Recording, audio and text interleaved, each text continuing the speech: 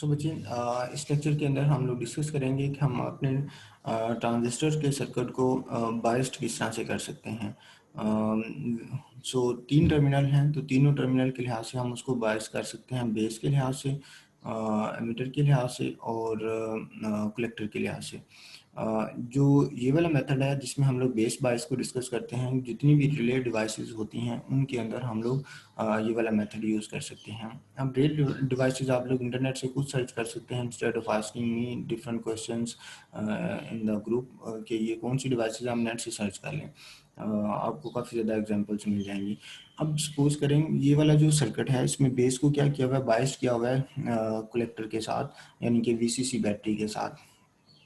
अब ये ध्यान में रखें कि बीसीसी का पॉजिटिव टर्मिनल इसके साथ अटैच है, जो एमिटर है उसको हम लोगों ने ग्राउंड रखा हुआ है इस सर्किट के अंदर, यानी कि बेस बायस की जो रिक्वायरमेंट है एमिटर ग्राउंड होगा और जो बेस है वो कलेक्टर के साथ क्या होगा, कनेक्टेड होगा। अब अगर हम लोग यहाँ पे इस सर्किट के क्रॉसपोंडिंग यानी कि वीसीसी, वीआरबी और वीबीई के क्रॉसपोंडिंग अगर केवीएल को अप्लाई करें तो वीसीसी पॉजिटिव है, उसके बाद पॉजिटिव टू नेगेटिव जाते वक्त वो लूज़ करेगा, सो इस वजह से माइनस वी आर बी, और अगेन पॉजिटिव टू नेगेटिव जाते वक्त वो लूज़ करेगा तो माइनस वी बी ई होगा, that will be equal to zero. So यहाँ पे V R B will be equal to यहाँ पे आई बी आर बी, और अगेन यहाँ पे आई बी की वैल्यू कैलकुलेट करेंगे तो वी सी ये दूसरी साइड पे जाके प्लस होगा और आर बी फिर आके डिवाइड हो जाएगा। सो यहाँ से केवीएल अप्लाई किया है सर्किट के क्रॉसपोंडिंग तो आपके पास आई बी से इसके इक्वल आ गया। सिमिलरली अगर हम लोग कलेक्टर सर्किट यानी कि इसके क्रॉसपोंडिंग अप्लाई करें केवीएल तो V C C minus V R C minus V C, और सो यहाँ से अगेन हमारे पास जो रिलेशन आएगा V C is equal to V C C minus I C R C, और हमें रिलेशन का पता है कि I C is equal to beta D C I B के इक्वल है।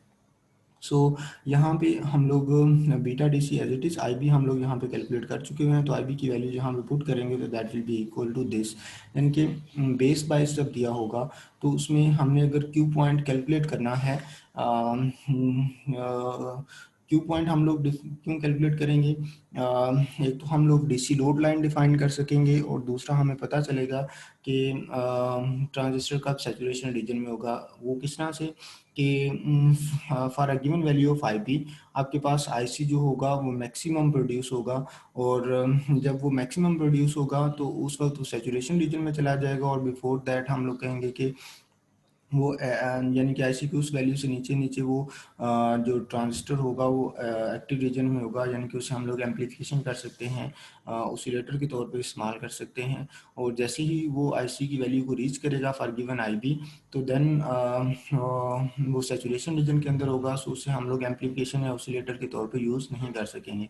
So for given value of IC हमारे पास VCE भी होगा, इन दोनों का कम्बिनेशन जो होगा वो इन दोनों का जो कम्बिनेशन होगा वो एक क्यू पॉइंट बता रहा होगा। आई बी फिर चेंज करेंगे तो फिर नया ना आई सी और वी सी आएगा, सो अनदर क्यू पॉइंट, फिर आई बी चेंज करेंगे तो आई सी और वी सी नया आएगा तो हमारे पास अनदर क्यू पॉइंट आएगा।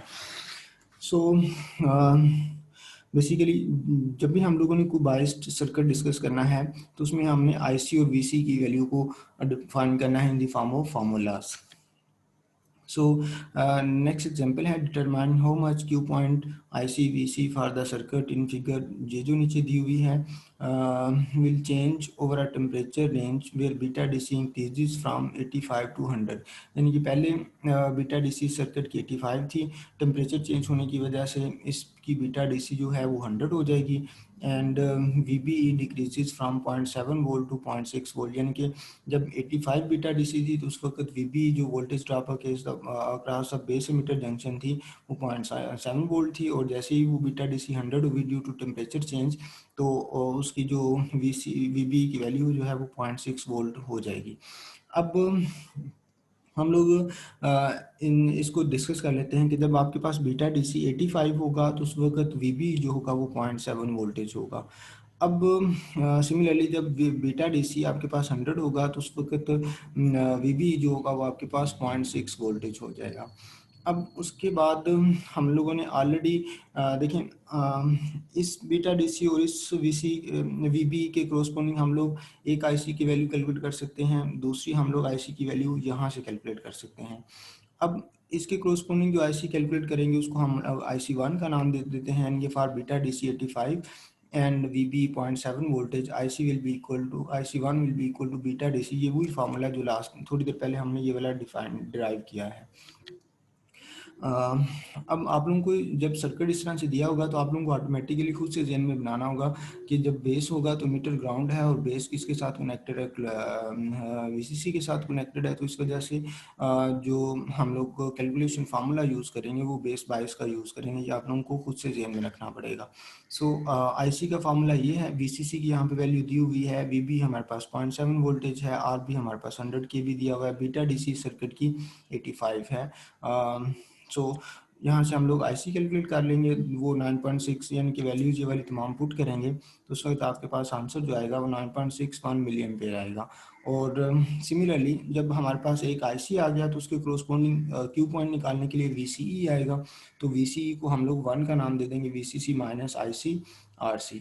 वीसीसी की वैल्यू 12, आईसी अभी 9.61 मिली एम्पेयर कैलकुलेट किया, आरसी की वैल्यू यहाँ पे दी हुई है 560 ओम है। जब ये वैल्यूज पुट करेंगे तो आपके पास आंसर 6.62 वोल्ट के इक्वल आएगा। अब उसके बाद जब हम लोग बीटा डीसी को चेंज करेंगे फ्रॉम 85 टू 100 तो उस वक्त वीबी जो है वो 0.6 वोल्ट हो जाएगा। सो बीटा डीसी जब 100 होगा तो वीबी 0.6 वोल्टेज। सिमिलरली IC2 का जो फार्मूला अगेन प्रीवियस वन जो अभी थोड़ी देर पहले था फार्मूला वही रहेगा, जस्ट वैल्यूज चेंज होंगी तो आपके पास 11.4 मिली एम्पेयर आ गया। VCE2 जो है वो 5.62 वोल्टेज के इक्वल आ गया। अब ये जो percentage change in the IC है और percentage change in the VCE है, ये हमने काई स्क्वायर का एक फार्मूला पढ़ा था कि जो हमें बेसिकली ये चेंज बताता है। ये इसको फार्मूला कंसीडर कर लें परसेंटेज चेंज कैलकुलेट करने के लिए। सो सेकंड वैल्यू में से प्रीवियस वैल्यू और ओवर उसको डिवाइड कर दें, जो फर्स्ट वैल्यू थी तो उसको 100 से मल्टीप्लाई करें तो हमारे पास परसेंटेज चेंज आ जाएगी। परसेंटेज चेंज विल डिफाइन कि वो इंक्रीज हुआ है या डिक्रीज हुआ है। तो जब IC2 की वैल्यू 11.4 पुट करेंगे, IC1 की वैल्यू 9.61 पुट करेंगे, अगेन डिवीजन में 9.61 तो जो आंसर आएगा वो 18.6 आएगा। यहाँ पे अगर सिंबल पॉजिटिव रह जाता है तो इसका मतलब है कि वो इंक्रीज हुआ है, ठीक है। यानी कि अगर देखें तो ना पहले 9.61 थी तो अब कितनी है 11.4, यानी कि इसमें जो परसेंटेज चेंज आई है, इंक्रीमेंट आया है या चेंज डिक्रीमेंट आया है, फॉर द टाइम बीइंग तो इंक्रीमेंट आ रहा है, तो इसका मतलब ये हुआ कि जितनी वैल्यू यहाँ पे आएगी वो उतने परसेंट वो इंक्रीज हुआ है। सिमिलरली अब ये जेन रखेंगे, हमें ये पता था कि आईसी जब इंक्रीज करता है, आईसी जब इंक्रीज करता है तो वीसी क्या होता है, आईसी इंक्रीज करता है तो वीसी डिक्रीज करता है। उसका मतलब है जब इसमें हम लोग डिस्कस करेंगे तो वीसी के अंदर क्या होगा, डिक्रीज आएगा, VCE2 माइनस VCE और VCE1। और जब ये वैल्यूज पुट करेंगे ऊपर से तो देन आपके पास -15.1। अब यहाँ पे देखें VCE1 6.62 वोल्ट है और VCE2 जो है 5.62 है, यानी कि पहले इंक्रीज थी और डिक्रीज हो गई है। तो जब इसको यहाँ पे पुट करेंगे तो नेगेटिव साइन आ रहा है, तो इसका मतलब है कि ये डिक्रीज हो रही है, यानी कि 15.1% डिक्रीज हुई है। सो नेक्स्ट जो है हमारे पास इमीटर बायस सर्किट है। इसमें हमारे पास बेस को हमने एमीटर के साथ कनेक्ट किया हुआ है और जो VCC है वो आपके पास एज इट इज़ अटैच है। सो यहाँ पे अब जब हम लोग जब यहाँ से इस तरफ से सर्किट को KVL अप्लाई करेंगे तो यहाँ पे देखें नेगेटिव है, यहाँ पे पॉजिटिव आएगा, नेगेटिव टू पॉजिटिव जाते वक्त हम लोग गेन करेंगे तो इस वजह से यहाँ पे पॉजिटिव आ गया। अब उसके बाद यहाँ से ये आपके पास VBE है, अगेन नेगेटिव टू पॉजिटिव जाते वक्त गेन करेंगे तो प्लस आ जाएगा VBE। अगेन यहाँ पे नेगेटिव है और यहाँ पे पॉजिटिव है, तो नेगेटिव टू पॉजिटिव जाते वक्त गेन करेंगे तो देन अगेन आपके पास क्या आ जाएगा, VRB आ जाएगा and that will be equal to 0। अब ये देखें यहाँ पे हम लोग सारी टर्म्स को प्लस किया है, इसको उधर ये नेगेटिव टर्म इधर से अटैच किया हुआ है। अब उसके बाद नेक्स्ट जो है जब हम लोग यहाँ पे VRB के क्रोस्पोंडिंग IBRB होगा और VRE के क्रोस्पोंडिंग IERE होगा, तो यहाँ से जब हम लोग रिलेशन डिफाइन करेंगे, वी ई दूसरी साइड पर नेगेटिव हो जाएगा, सी ये टर्म एज इट इज़ आ जाएंगी। अब हम लोग इसमें ये कंसिडर करते हैं कि जब हमारे पास एमिटर बायस होता है तो जो आईसी करंट होता है, आईसी जो करंट है वो आईई करंट के नियरली इक्वल हो जाता है, एग्जैक्टली इक्वल नहीं होता लेकिन नियरली इक्वल हो जाता है। तो इसका मतलब है कि जो रिलेशन है हमारे पास I C is equal to beta D C I B, तो आई सी की जगह पे हम लोग आई ई पुट कर सकते हैं, I E will be equal to beta D C I B. तो जब यहाँ से हम लोग आई बी कैलकुलेट करेंगे तो I B will be equal to I E over beta D C, तो आई बी की यहाँ पे वैल्यू पुट करेंगे इस जगह के ऊपर, तो ये पूरा रिलेशन आई ई की फॉर्म में हो जाएगा। सो यहाँ पे जब आई बी की वैल्यू पुट की तो इसमें भी आई है इसमें भी आई है, दोनों में कॉमन लेंगे तो ये रिलेशन आ गया। अब ये वाला जो टर्मिनल है दूसरी साइड पे जाके नेगेटिव हो जाएगा और ये मल्टीप्लाई हो रहा है दूसरी साइड पे जाके डिवाइड हो जाएगा। सो अगेन हमारे पास जो आई है वो आई सी के इक्वल हम लोगों ने थोड़ी देर पहले सपोज किया था, तो अगेन हम लोग ये वापस उसको ट्रांसफॉर्म कर सकते हैं, आई को किस में शिफ्ट कर सकते हैं, आई सी में शिफ्ट कर सकते हैं। So I C will be equal to minus V B over R E plus R B beta D C. So next step के अंदर जब हमारे पास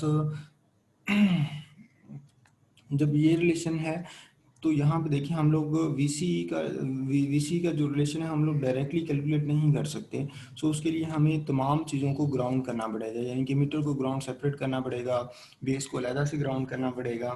जैसे यहाँ पे देखिए कलेक्टर को ग्राउंड किया हुआ है, एमीटर को ग्राउंड किया हुआ है, बेस को ग्राउंड किया हुआ है। So emitter voltage with respect to ground, यानी कि emitter voltage with respect to ground. So यहाँ पे वी का नेगेटिव टर्मिनल था, so V negative to positive जाते वक्त गेन करेगा, तो यहाँ पे आपके पास क्या हो गया, ये पॉजिटिव आ जाएगा। सो यहाँ पे रिलेशन के अंदर देखें पॉजिटिव, और ये ध्यान रखें कि ये जो कैपिटल ई है यहाँ पे जहाँ पे भी ये सबस्क्रिप्ट के अंदर है, टाइपिंग की वजह से इनको एज इट इज़ ही रहने दिया, लेकिन ये सबस्क्रिप्ट। अब उसके बाद चूंकि ये ग्राउंड है तो इसका मतलब जितना भी इस तरफ वोल्टेज आएगा वो सारे का सारा लूज होगा, सो इस वजह से उसके साथ नेगेटिव सिंबल आ गया। सो यहाँ से हम लोग V कैलकुलेट कर सकते हैं, V दूसरे पे जाके पॉजिटिव हो जाएगा, so V is equal to V E plus I R E आ जाएगा। अब similarly base with respect to ground होगा, तो उस केस में क्या होगा, यहाँ पे देखें जो वोल्टेज ड्रॉप हो रहा है यहाँ इस पॉइंट तक वो किस चीज़ के इक्वल है, वो वी के इक्वल है, यानी कि यहाँ पे जितना वोल्टेज आ रहा है वो सारा इधर ड्रॉप हो रहा है, तो यानी कि जो यहाँ पे जो वैल्यू होगी वोल्टेज की वो कितनी होगी, वी के इक्वल होगी। सो यहाँ तक वी आपके पास आया। उसके बाद ये बैटरी का नेगेटिव टर्मिनल था, तो नेगेटिव से पॉजिटिव की तरफ जाते वक्त हमारे पास क्या आ जाएगा, गेन करेगा, वी के इक्वल होगा, तो वी प्लस वी आ जाएगा। उसके बाद ये वी ग्राउंड किया होगा तो सारे का सारा इधर लूज कर देगा, सो इस वजह से इसके साथ क्या आएगा, माइनस सिंबल आ जाएगा। So minus V B is equal to zero. So यहाँ से वी कैलकुलेट कर सकते हैं, वी प्लस वी के इक्वल आ जाएगा। सो अगेन जब हम लोग कलेक्टर को डिस्कस करेंगे तो वीसीसी पॉजिटिव है, तो पॉजिटिव टू नेगेटिव आते वक्त ये लूज़ करेगा, तो यहाँ पे जो वोल्टेज ड्रॉप होगा उसके साथ माइनस सिंबल, और उसके बाद इस साइड के ऊपर जा रहा है तो ये अगेन सारा ड्रॉप कर जाएगा, तो इसके साथ भी नेगेटिव सिंबल आ जाएगा। सो अगेन यहाँ से आपके पास रिलेशन आ जाएगा, V C is equal to V C C minus I C R C के इक्वल आ जाएगा। अब उसके बाद अगेन एमीटर बायस के अंदर determine how much Q point V C is equal to V C minus V E.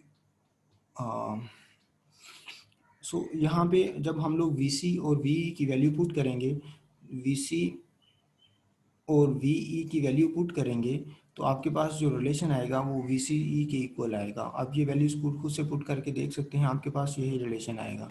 So for the circuit will change over a temperature range where beta D C increases from 85 to 100 and V B decreases from 0.7 voltage to 0.6 voltage. यहाँ पे ये जो numerical solve किया वो 85-100 के लिए किया हुआ है और 0.7 और 0.6 वोल्टेज के लिए। अब यहाँ पे वैल्यू 65 to 70 रख के और पॉइंट जो वोल्टेज ड्रॉप है वो 0.75 से 0.59 कर देंगे, तो ये एक अनदर न्यूमेरिकल बन जाएगा। सो उसके बाद यहाँ पे देखिए हमारे पास जो आईसी का फार्मूला था हम लोगों ने कैलकुलेट किया वो इस चीज़ के इक्वल है, और यहाँ से हम लोगों ने वीसी का जो फार्मूला था वो बेसिकली हम लोग डायरेक्टली कहीं कैलकुलेट कर ले, वो किस चीज़ के इक्वल है, V C is equal to V C minus V E के इक्वल है। यानी कि यहाँ पे जो रिलेशन आएगा वी सी ई का, V C E will be equal to, यानी कि जो voltage drop across the meter and collector होगा वो किस चीज़ के इक्वल होगा, जितना वी सी यहाँ पे आ रहा है और पॉजिटिव टू नेगेटिव जा रहे हैं तो लूज करेगा। सो इस वजह से यानी कि इस रिलेशन को हम लोग लिख सकते हैं, अगर यहाँ पे डिफाइन करना चाहें तो यहाँ पे वी सी आ रहा है, पॉजिटिव है, positive to negative minus V C, और यहाँ पे फिर अगेन वी लूज कर रहा है तो इसके साथ फिर माइनस आएगा। तो जब वी सी, ये रिलेशन कुछ इस तरह से अगेन बनेगा जिसको हम लोग यहाँ पे फिर डिफाइन करें, V C is equal to V C minus V के इक्वल। तो यानी कि हमारे पास ओवरऑल रिलेशन क्या था कि V C E minus V C E minus V E, तो वी सी दूसरी साइड पे जाके क्या हो जाएगा, प्लस हो जाएगा, तो हमारे पास रिलेशन जो बनेगा V C is equal to V C minus V के इक्वल बनेगा। सो हम लोग इसको इस तरह से कैलकुलेट, यानी कि वी सी कैलकुलेट करने के लिए हमें वी सी और वी ई कैलकुलेट करना पड़ेगा, जिसके फार्मूला ऑलरेडी हम लोग यहाँ पे डिफाइन कर चुके हुए हैं। So again I C will be equal to this formula, beta D C दिया हुआ है, वी बी दिया हुआ है। जब ये वैल्यूज़ यहाँ पे पुट करेंगे आर बी आर ई वगैरह की, तो आपके पास आंसर जो आएगा वो 1.73 मिली एम्पेयर के इक्वल आएगा। अब उसके बाद वी सी कैलकुलेट करेंगे। वी सी का फार्मूला जो है V C C minus I C R C के इक्वल है। तो जब हम लोग ये वाली वैल्यूज पुट करेंगे तो 11.9, और यहाँ पे देखें हम लोग जब आई सी की वैल्यू पुट करेंगे तो 1.73 वो पुट करेंगे। आर सी हमें सर्किट के अंदर दिया हुआ है, वी सी सी भी हमें दिया हुआ है 20 वोल्ट के इक्वल। सो ये हम वैल्यूज पुट करेंगे तो 11.9। सिमिलरली वी ई कैलकुलेट करेंगे तो वी का formula we E plus I R ई के इक्वल है। सो अगेन जब ये वैल्यूज हम लोग यहाँ पे पुट करेंगे तो देन आपके पास रिलेशन जो आएगा we E plus I R ई, तो वो आपके पास वैल्यू जो आएगी -2.7 वोल्ट की इक्वल आएगी। सिमिलरली वी सी कैलकुलेट करने के लिए ये वाला formula V C minus B, तो 14.6 वोल्टेज के इक्वल आएगा। अब यहाँ पे ये ध्यान में रखें कि आई सी और आई इक्वल हैं, जैसे हम लोगों ने यहाँ पे सपोज किया था आई सी और आई की इक्वल हैं, तो यहाँ पे हम लोग आई की जगह के ऊपर जो आई सी की कैलकुलेटेड वैल्यू 1.73 वोल्ट वो यहाँ पे पुट कर लेंगे। सो यहाँ पे आपके पास आंसर आ जाएगा। सो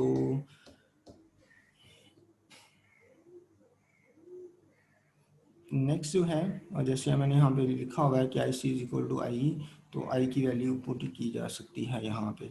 सो नेक्स्ट जो है वी सी कैलकुलेट हो गया for beta D C 100 and beta D C V B 0.6 voltage. वो हमारे पास जो कैलकुलेशन है वो कुछ इस तरह से है कि यहाँ पे अगेन हमारे पास बीटा डी सी 100 और वी बी 0.6 वोल्टेज के लिए आई सी का फार्मूला अगेन वही 1.76 वोल्टेज आएगा, वी सी वी का वाला 11.7 और माइनस 2.4 वोल्टेज, और वी सी टू की वैल्यू 14.1 वोल्टेज है। यानी कि वी सी डिक्रीज हुआ है, आई सी आपके पास इंक्रीज किया है।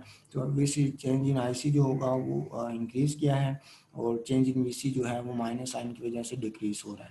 सो नेक्स्ट जो है वो कलेक्टर बायस है।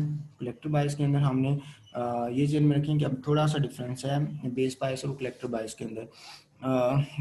बेस बायस के अंदर हमने इस बेस वाले कंपोनेंट को वीसी के साथ डायरेक्ट अटैच किया था, जबकि कलेक्टर बायस के अंदर वीसी बेस वाले कंपोनेंट को हम लोगों ने आरसी के बाद कनेक्ट किया और अगेन एमीटर ग्राउंड है। सो यहाँ पे हम लोग जब इसके कोरस्पोंडिंग रिलेशन डिफाइन करेंगे तो यहाँ पे V C C positive to negative आते वक्त वो लूज करेगा minus I C R C, और जब इधर जाएगा positive to negative so again minus V R B, और उसके बाद यहाँ पे माइनस वी बी, और that will be equal to 0। और आई बी हमारे पास पता है आई सी और बीटा डी सी के इक्वल है। सो आई बी की जगह के ऊपर हम लोग आई सी और बीटा डी सी पुट करेंगे, और इसको सिंप्लीफाई करने के बाद आई सी रिलेशन जो है वो हमारे पास V C C minus V B over R C plus R B over beta D C के इक्वल है।